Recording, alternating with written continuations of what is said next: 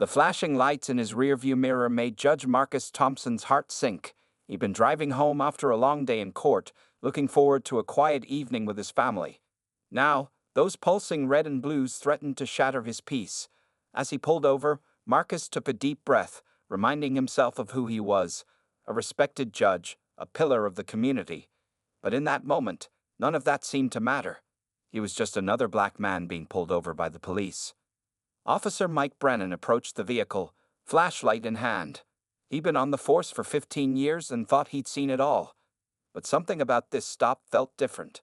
The car was expensive, the man behind the wheel well-dressed. Still, Brennan's instincts were on high alert. "License and registration," he barked, shining the light directly in Marcus's face. Marcus squinted against the glare, reaching slowly for his wallet.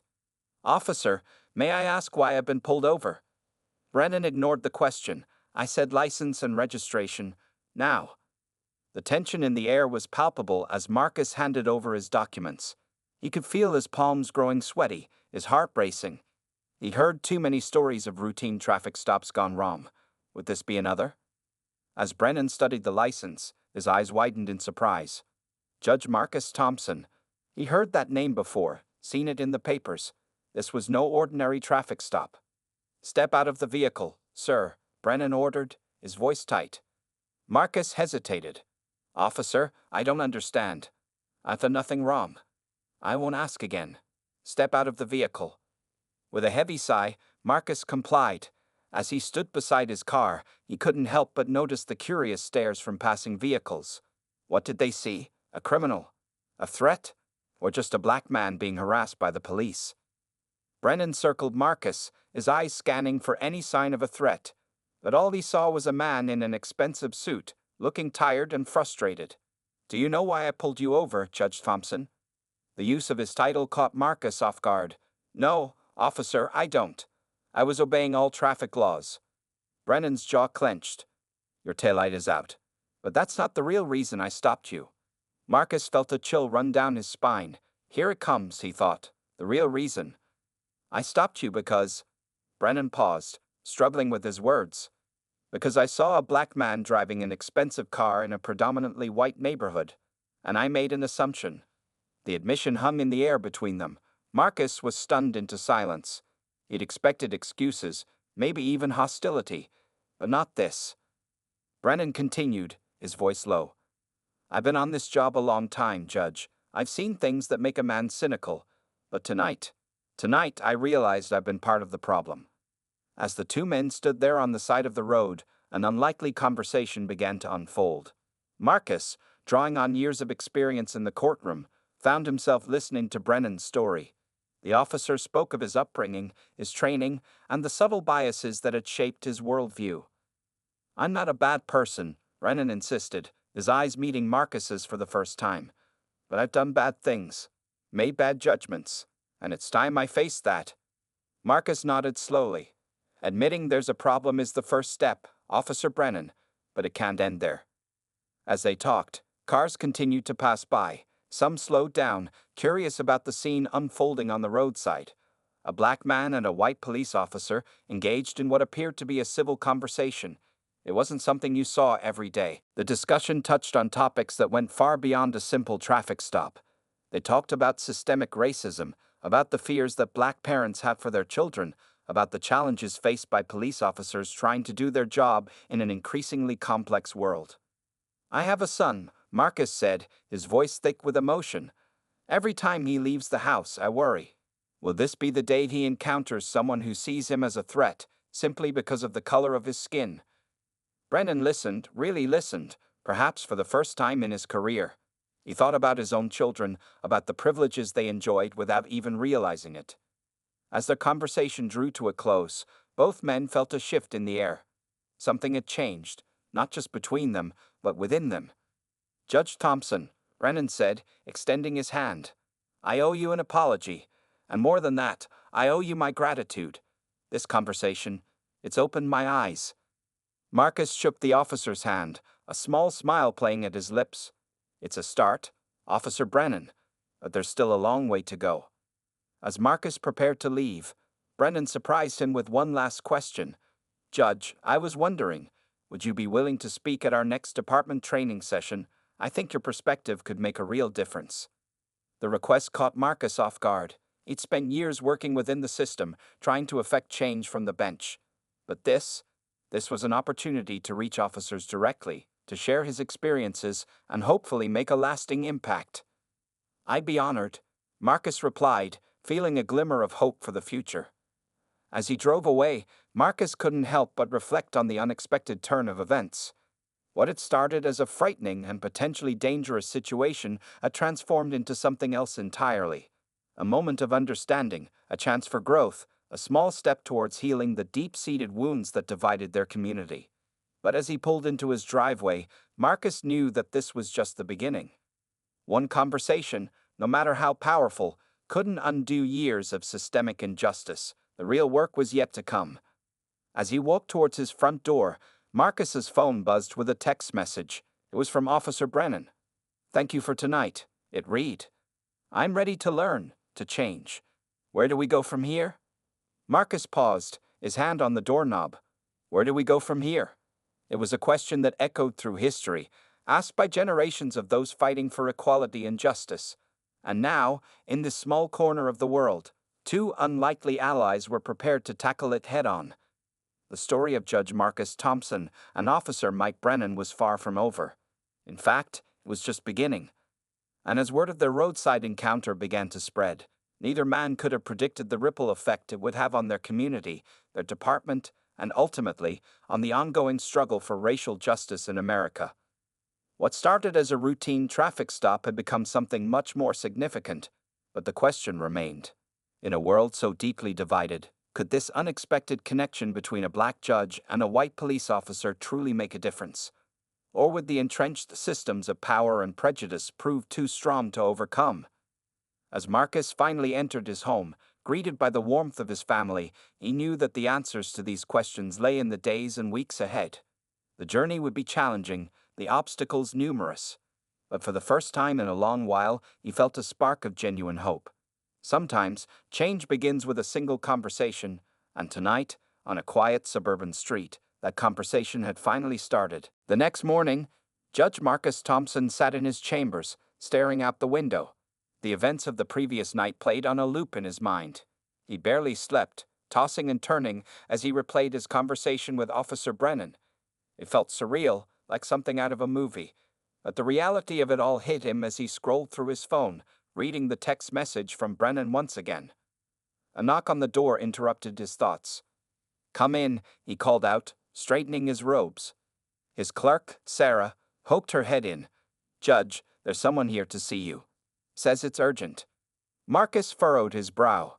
He didn't have any appointments scheduled this early. "Who is it?" Sarah hesitated. It's a police officer, sir.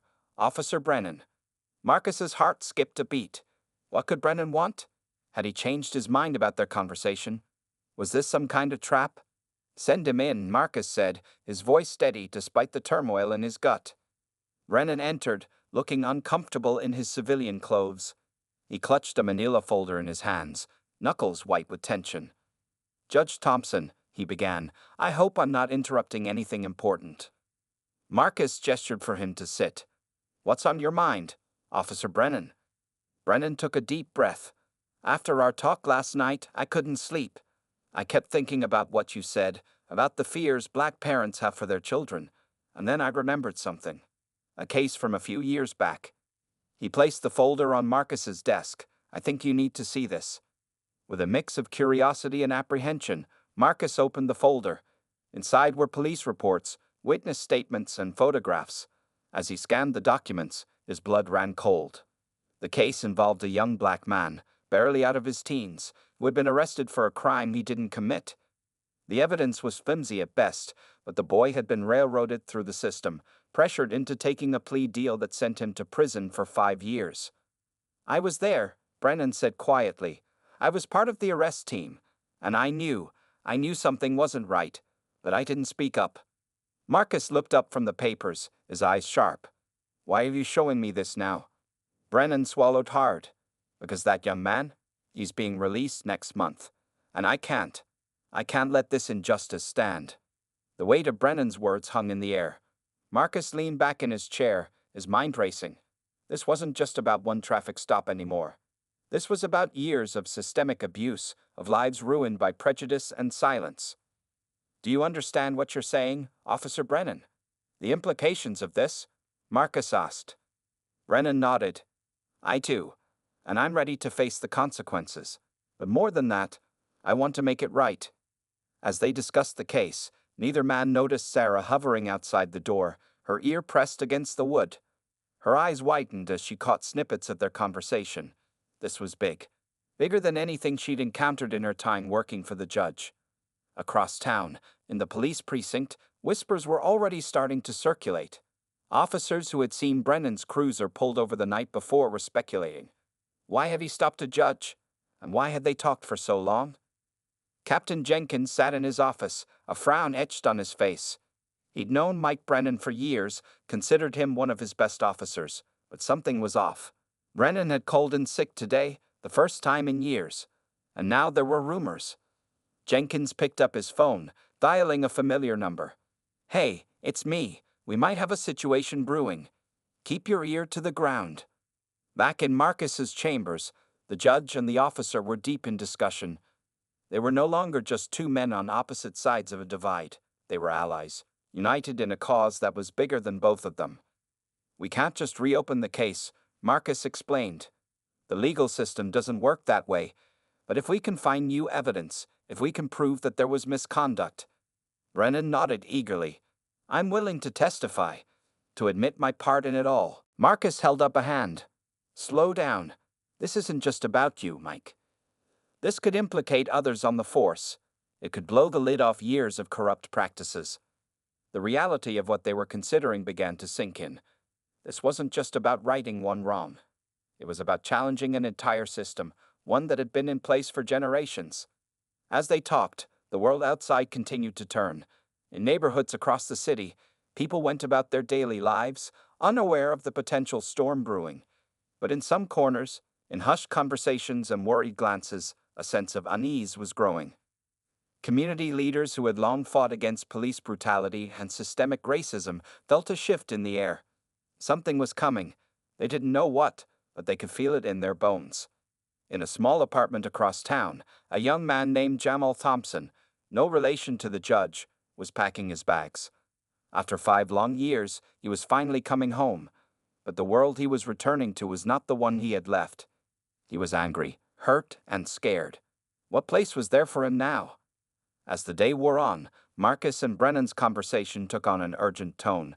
They knew they were stepping into dangerous territory. Challenging the status quo always came with risks. "We need to be smart about this," Marcus cautioned. "If we move too fast, if we tip our hand too soon, the whole thing could backfire." Brennan nodded, his face set with determination. "I understand, but I can't sit on this any longer. Every day that passes is another day that young man spends in prison for a crime he didn't commit." As they formulated a plan, neither man could shake the feeling that they were being watched. In a way, they were right. The ripples of their roadside conversation were spreading, touching lives they had never even met. In the courthouse cafeteria, clerks and lawyers huddled in small groups, trading rumors about the judge's mysterious visitor. In the police locker rooms, officers debated what could have caused one of their own to break rank. And in the mayor's office, a phone call was being made. "We might have a situation," the voice on the line said. "Keep this quiet for now, but be prepared. Things could get messy." As the sun began to set, casting long shadows across the city, Marcus and Brennan finally emerged from the judge's chambers. They parted ways with a handshake, each man carrying the weight of their decision. Marcus watched Brennan walk away, a mix of admiration and fear churning in his gut. They were about to embark on a journey that could change everything. But at what cost? As he turned to go back inside, Marcus caught sight of his reflection in the window. He saw a man standing at a crossroads, one path leading to safety and security, the other to uncertainty and danger. But he also saw a man who had sworn an oath to uphold justice, no matter the personal cost. With a deep breath, Marcus made his choice. There was no turning back now. The story of the judge and the officer was about to take a turn that would shake their city to its core. But as night fell over the streets they had sworn to serve and protect, Neither man could have predicted just how far the echoes of their unlikely alliance would reach. The following weeks unfolded like a high-stakes chess game, with Judge Marcus Thompson and Officer Mike Brennan carefully planning their next moves. They met in secret, away from prying eyes, piecing together the evidence that would expose years of injustice. But as they dug deeper, the case became more complex, revealing a web of corruption that reached far beyond one wrongful conviction. Meanwhile, whispers of change rippled through the city. In the predominantly black neighborhood of West Side, community organizer Asa Johnson caught wind of unusual police activity. Officers who had once been aggressive were now hesitant, almost cautious in their interactions. It was as if they were waiting for something to happen. Aisha couldn't shake the feeling that this was connected to the rumors she'd heard about a judge and a cop. She'd spent years fighting against police brutality, organizing protests and pushing for reform. Now, it seemed like the tide might finally be turning, but experience had taught her to be wary of false hope. Across town, in the polished corridors of City Hall, Mayor Linda Hawkins was growing increasingly concerned. Her phone had been ringing off the hook with calls from worried police union representatives and influential donors. They'd all had the same message: something was brewing in the police department, and it could be bad for business. Linda had built her career on being tough on crime while maintaining a facade of progressivism. She couldn't afford a scandal, not with re-election looming on the horizon. As she stared out her office window at the city skyline, she made a decision. Whatever was happening, she needed to control the narrative. Back at the precinct, Captain Jenkins was caught in the middle of a storm he didn't fully understand. He'd noticed changes in Brennan. The officer seemed distracted, almost haunted. And he wasn't the only one acting strange. There was a tension in the air, a sense that loyalties were shifting. Jenkins had always prided himself on running a tight ship. He turned a blind eye to certain practices over the years, justifying it as necessary for keeping the peace. But now, as he looked at the faces of his officers, he wondered if he'd made a terrible mistake. As the investigation progressed, Marcus and Brennan found themselves facing unexpected allies and enemies. Sarah, Marcus's clerk, had become an invaluable asset, using her legal expertise to help build their case. But her involvement put her at risk, a fact that weighed heavily on Marcus's conscience. One evening, as Sarah was leaving the courthouse, she noticed a car following her. Heart pounding, she took a series of random turns, finally losing her tail in a crowded shopping district. As she leaned against a wall, catching her breath, she realized the stakes of what they were doing. This wasn't just about one case anymore. It was about challenging an entire system. Jamal Thompson, the young man at the center of the case, was struggling to adjust to life outside prison. He'd been released on parole, but freedom felt like a cruel joke. No one would hire him, his family relationships were strained, and he jumped at every police siren. When Brennan reached out to him, explaining that they were working to clear his name, Jamal's first instinct was to run. He learned the hard way not to trust cops, but as Brennan laid out the evidence, a spark of hope flickered in Jamal's chest. Could this be his chance at real justice? As days turned into weeks, the pressure began to mount. Marcus found himself under scrutiny from his peers on the bench.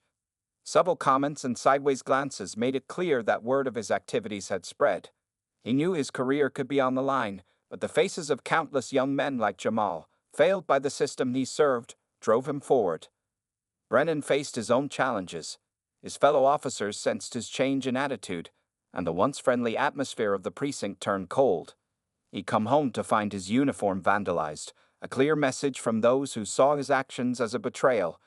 But every time he considered backing down, he remembered the look in Jamal's eyes, a mix of pain and fading hope that he couldn't ignore.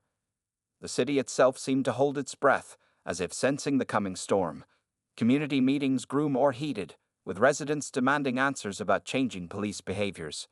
Journalists began sniffing around, sensing a big story but unable to pin down the details. In a dingy bar on the outskirts of town, a group of veteran cops gathered, their voices low and angry. They heard rumors about one of their own working with a judge, threatening to expose past misdeeds. Plans were made, threats were uttered. They'd protected their own for years, and they weren't about to stop now. As tensions rose, Asa Johnson decided it was time to act.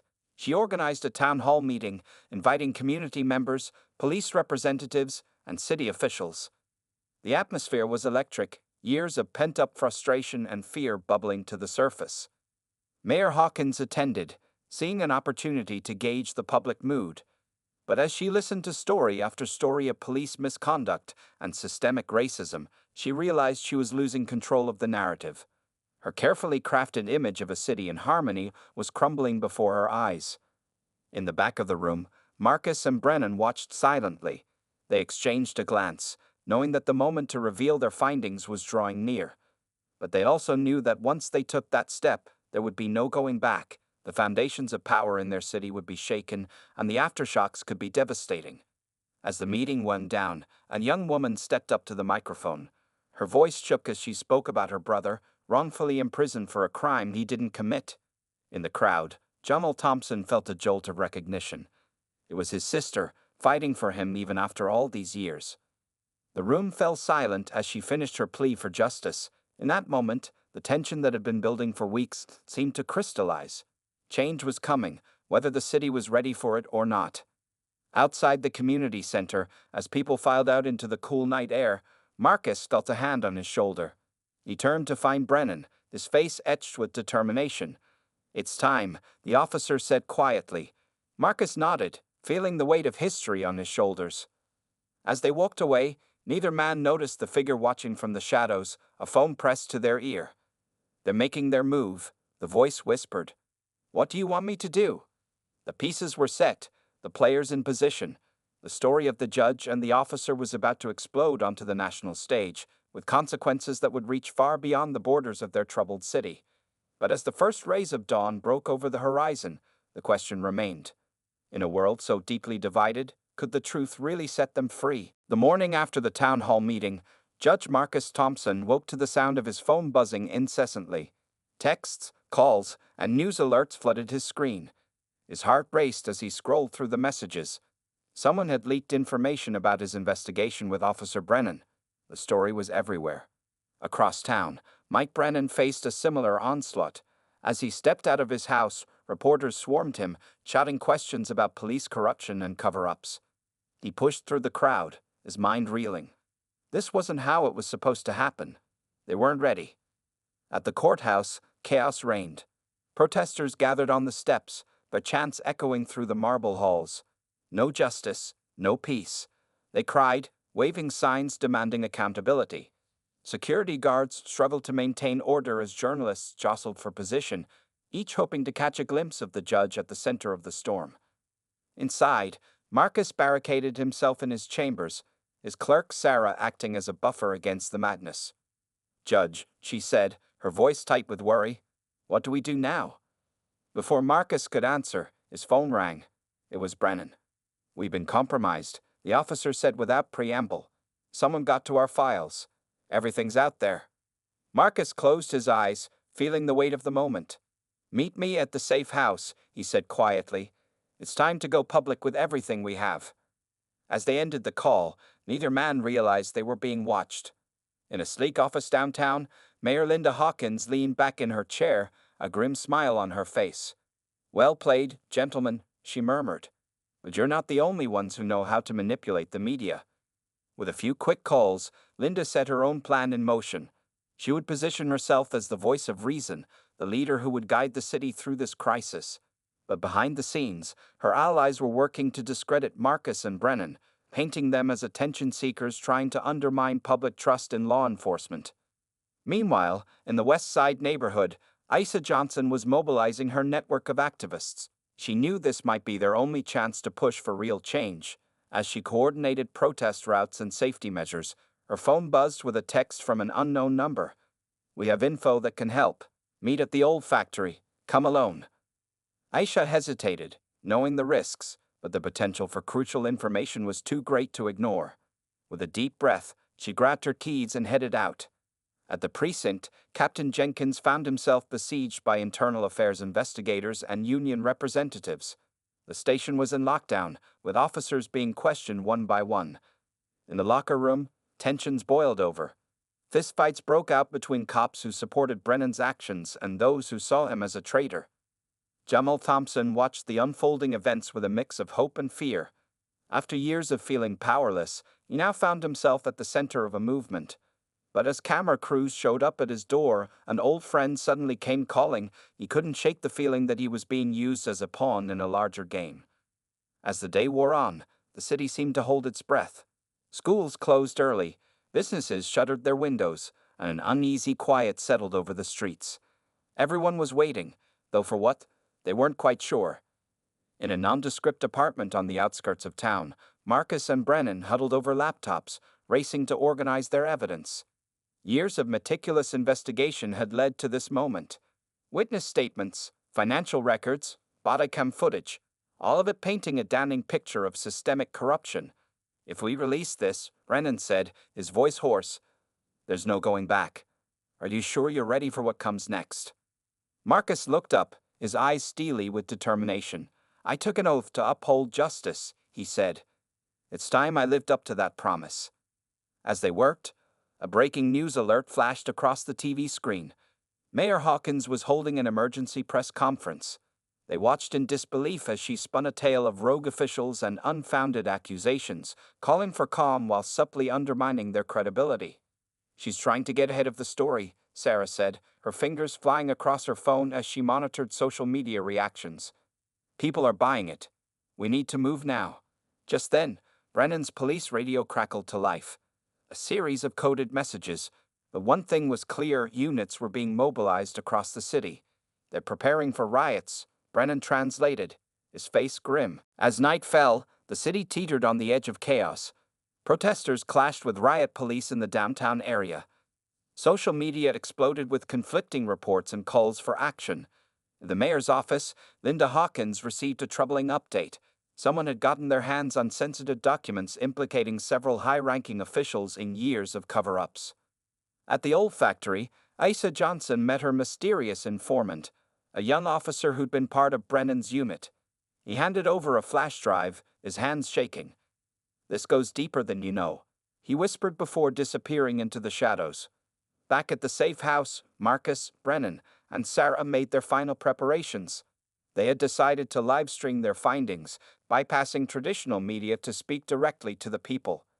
As they set up the camera, Marcus felt a moment of doubt. Was he doing the right thing? Could the truth really set them free, or would it only lead to more violence? But as he looked at Brennan, at Sarah, at the faces of all those who had risked everything for justice, he knew there was no turning back. With a deep breath, he nodded to Sarah. We're ready. As the live stream began, thousands across the city tuned in living rooms and street corners, on smartphones and giant screens in Times Square. People watched with bated breath. This was the moment of truth. Marcus faced the camera, his voice steady despite the gravity of the moment. My fellow citizens, he began, what I'm about to share with you will shake the foundations of our city. But we can no longer hide from the truth. It's time for justice to prevail. As he spoke, the tension in the city reached a fever pitch. In the mayor's office, Linda Hawkins watched in horror as her carefully constructed narrative began to crumble. On the streets, protesters and police alike paused. All eyes turned to screens large and small. And in a small apartment in the West Side, Jamal Thompson sat with his family, tears streaming down his face as he finally saw hope for redemption. The truth was coming out, but at what cost? As Marcus continued to speak, laying bare years of injustice and corruption, the city held its collective breath, knowing that nothing would ever be the same again.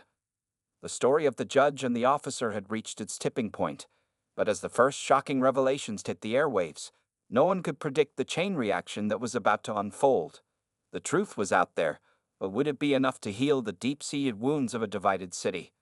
The next few hours would determine the fate of not just Marcus and Brennan, but of an entire community fighting for change. As Judge Marcus Thompson's livestream revelations sent shockwaves through the city, an unexpected turn of events unfolded. Midway through his exposé, the feed suddenly cut out, plunging viewers into confusion. Frantic attempts to reconnect failed, and panic began to spread. In the safe house, Marcus, Brennan, and Sarah scrambled to understand what had happened. We've been hacked, Sarah exclaimed, her fingers flying over the keyboard. Someone's trying to shut us down. Just then, Brennan's police radio crackled to life. Through the static, they heard fragments of an all-units call. Something big was happening downtown. We need to get out there, Brennan said, his face grim. Whatever's going on, it's not a coincidence. As they hurried to leave, Marcus's phone rang. It was Aisha Johnson.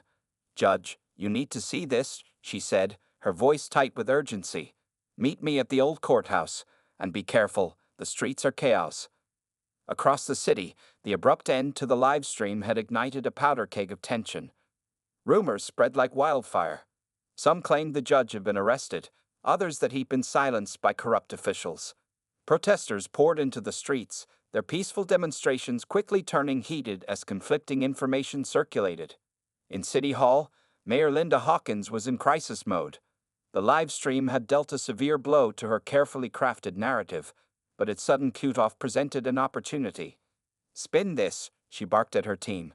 "Paint them as unreliable, as fearmongers stirring up trouble with half-truths and theatrics." But even as her staff worked to control the narrative, Linda received a call that made her blood run cold. The mysterious informant who had been feeding her information about Marcus and Brennan's investigation was demanding a meeting. "I have something that will end this once and for all," the voice on the phone said, "but my silence comes with a price."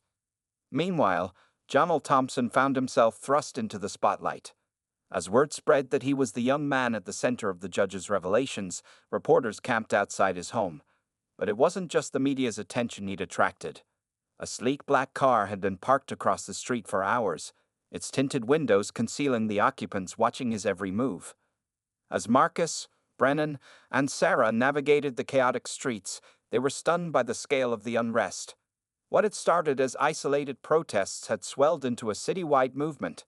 At major intersections, demonstrators faced off against lines of riot police.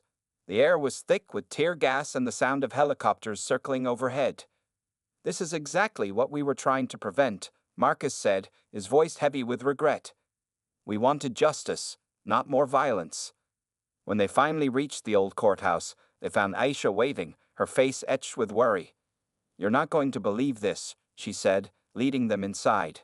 In the cavernous main hall, they found a group of young hackers huddled around laptops. "We intercepted some communications," one of them explained. "Someone's planning to plant evidence, to make it look like your whole investigation was fabricated.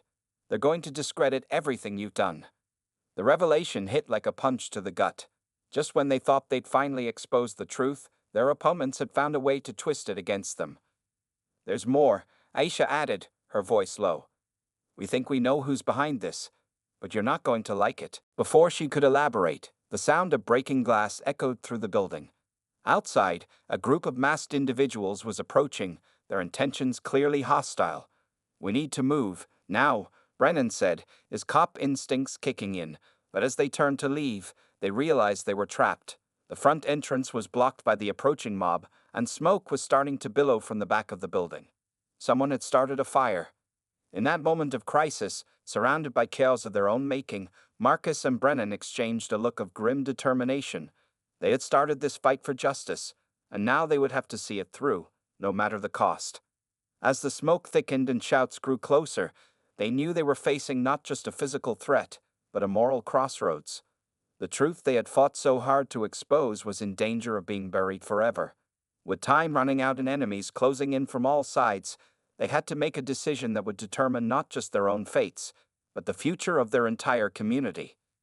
The story of the judge and the officer had taken a dark turn, spiraling beyond their control. As they stood in the smoke-filled hall of the old courthouse, the weight of their choices pressed down on them. The city teetered on the brink of chaos, and the truth hung by a thread. In the coming moments, they would be tested like never before, forced to confront the consequences of their quest for justice in ways they never could have imagined. With sirens wailing in the distance and the crackle of flames growing louder, Marcus, Brennan, and their allies faced a pivotal moment. The next steps they took would not only determine their own fates but potentially reshape the entire narrative of their struggle. As they steeled themselves for what was to come, one question burned in their minds. In a world where truth seemed more fragile than ever, how far would they go to ensure justice prevailed? Smoke filled the old courthouse as Marcus, Brennan, Aisha, and their allies huddled together, the sound of breaking glass and angry shouts growing closer. "We need to get this information out," Marcus said, his voice firm despite the chaos. "It's our only chance to set the record straight." Brennan nodded, his cop instincts kicking in. "I've got an idea. but it's risky. There's an old tunnel system under the courthouse. If we can reach it, we might have a shot at broadcasting from a secure location." As they made their way through the smoky halls, Aisha's phone buzzed. It was Jamal. "The guys in the black car," he whispered urgently. "They're feds. They say they can help, but we need to move fast." The group exchanged wary glances. Could they trust this unexpected offer of help?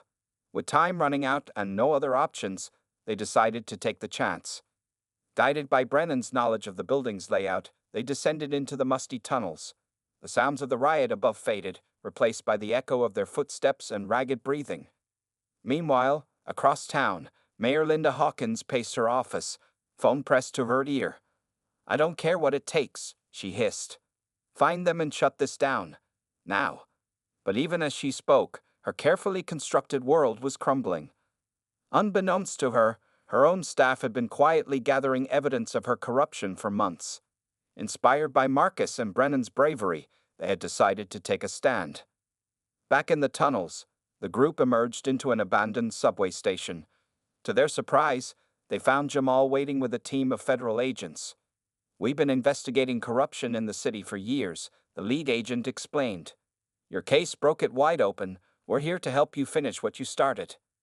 With the Fed's resources and protection, Marcus and Brennan were able to set up a secure broadcast. This time, there would be no interruptions. As they went live, the city held its breath. Marcus and Brennan laid out their evidence methodically, backed up by the federal investigation. They exposed a web of corruption that went far beyond a single wrongful conviction, implicating high-ranking officials, including Mayor Hawkins. But the real bombshell came when Brennan stepped forward. "I'm not just here to expose others," he said, his voice heavy with emotion. "I'm here to confess my own part in this broken system. For years, I was part of the problem. It's time for all of us to take responsibility and work towards real change." His raw honesty struck a chord. Across the city, people who had been on the verge of violence paused, moved by this unexpected act of accountability. As the broadcast continued, something remarkable happened. Police officers, inspired by Brennan's courage, began stepping forward with their own stories. The thin blue line, long used to protect corruption, was crumbling in real time. In City Hall, Mayor Hawkins watched in disbelief as her own staff turned on her, presenting evidence of her misdeeds to the authorities. Her phone, once constantly buzzing with calls from powerful allies, fell silent. The climax came when Marcus revealed the final piece of the puzzle, evidence linking the wrongful convictions to a larger scheme of for-profit prisons and kickbacks. The scope of the corruption was staggering, reaching to the highest levels of state government. As the broadcast ended, a hush fell over the city. The riots quieted, replaced by a sense of shocked awakening. People gathered in homes and public spaces, trying to process the revelations. In the days that followed, arrests were made, resignations tendered, and promises of reform echoed through the halls of power. Marcus and Brennan found themselves hailed as heroes by some, vilified by others. But they knew their work was far from over. The true twist came a week later, during a public forum on police reform. As Marcus and Brennan took the stage, ready to discuss next steps, a young woman stood up in the audience. "I'm the daughter of a man wrongfully convicted 20 years ago," she said, her voice shaking. "Your courage inspired me to dig into his case. I found evidence that could exonerate him, and it implicates some of the same people you've exposed." The room fell silent as the implications sank in. This wasn't the end of the story. It was just the beginning. The path to true justice would be long and fraught with challenges. As Marcus looked out at the sea of faces, hopeful, angry, determined, he realized that their actions had sparked something bigger than themselves.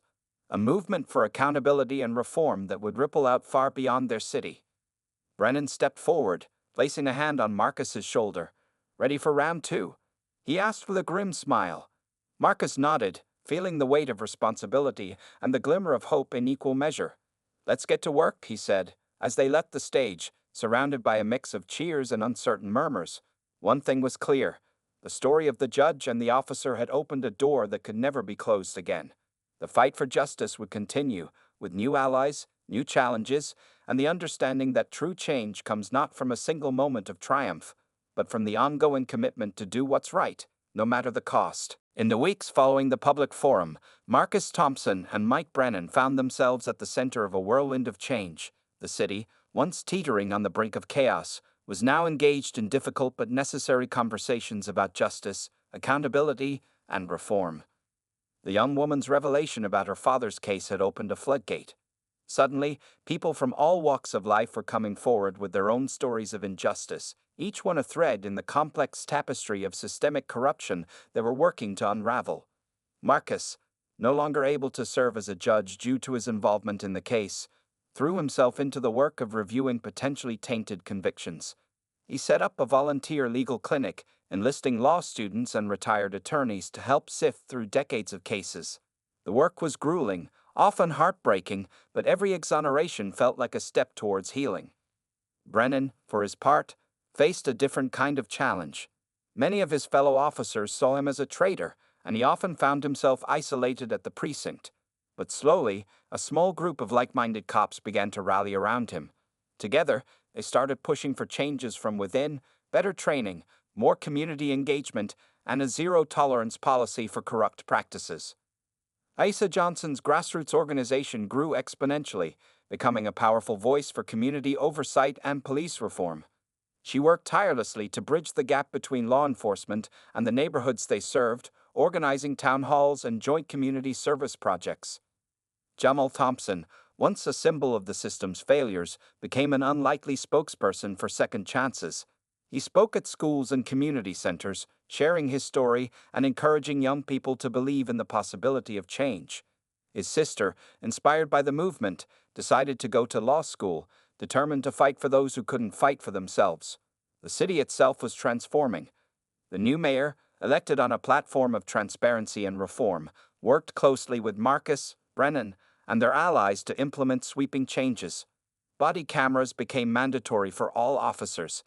An independent review board was established to investigate complaints of police misconduct. Community policing initiatives were expanded, with a focus on building trust and understanding between officers and the neighborhoods they patrolled. But the road to reform was not without its bumps. Resistance came from unexpected quarters. Some community members, distrustful after years of mistreatment, were skeptical of any police-led initiatives. Older officers, set in their ways, pushed back against new policies they saw as hindering their ability to do their jobs. There were setbacks and moments of doubt. A high-profile case fell apart due to mishandled evidence, leading to accusations that the new systems were making the city less safe. Budget constraints threatened to derail some of the more ambitious reform projects. Through it all, Marcus and Brennan stayed committed to their vision of a more just system. They became frequent collaborators, their unlikely partnership a symbol of the change they were working towards. They didn't always agree. Their different backgrounds and perspectives often led to heated debates. But their shared commitment to doing what was right kept them moving forward. 1 year after their initial revelations, they found themselves back in the public eye as the state legislature debated a comprehensive criminal justice reform bill inspired by their work. As they prepared to testify, Marcus reflected on how far they'd come. "You know," he said to Brennan, "when this all started, I thought exposing the truth would be enough. I had no idea how hard the real work would be." Brennan nodded, understanding in his eyes. "Change isn't a moment, it's a process. We're just getting started." As they entered the packed hearing room, they were met with a mix of supportive cheers and angry jeers. The path ahead was still uncertain, but they were ready to face whatever challenges came their way. The hearing itself was intense, with powerful interests arguing against the proposed reforms. But when Jamal Thompson took the stand, his quiet dignity and powerful story of redemption seemed to shift the mood in the room. By the end of the day, it was clear that while the bill might need some adjustments, the momentum for change was unstoppable. In the months that followed, the ripple effects of their actions continued to spread. Other cities began reaching out, looking to implement similar reforms. A national conversation about the role of policing in society gained new urgency and nuance. Marcus found himself traveling the country, speaking at law schools and bar associations about the importance of ethical leadership in the justice system. Brennan became a sought-after consultant on police reform, helping departments across the state implement new training programs and accountability measures. But it was in the small, everyday moments that the real impact of their work could be seen. A young officer de-escalating a tense situation instead of resorting to force. The judge taking the time to really listen to a defendant's story before passing sentence. Community members and police officers working side by side on neighborhood improvement projects. 2 years to the day after their fateful traffic stop, Marcus and Brennan met for coffee at a small diner in the heart of the city. As they looked out the window at the bustling street, they could see subtle signs of change. Community bulletin boards advertising police community basketball games, posters for town hall meetings on local issues. "We've come a long way," Marcus said, a hint of pride in his voice. Brennan nodded, but his expression was thoughtful. "We have, but there's still so much to do." Just then, a young woman approached their table, hesitation in her steps. "Excuse me," she said, her voice trembling slightly. "Are you Judge Thompson and Officer Brennan?" They nodded, exchanging a curious glance. "I just wanted to say thank you," she continued. "My brother was one of the people exonerated because of your work. He's home now, trying to rebuild his life. What you did, it gave our family hope again." As she walked away, Marcus and Brennan sat in silence for a moment, the weight of her words sinking in. Finally, Brennan spoke. "You know, there are days when I wonder if it was all worth it. The stress, the danger, the way our lives have changed. But moments like that, that's why we do this." Marcus nodded, a determined glint in his eye. "And that's why we keep going. There's still work to be done."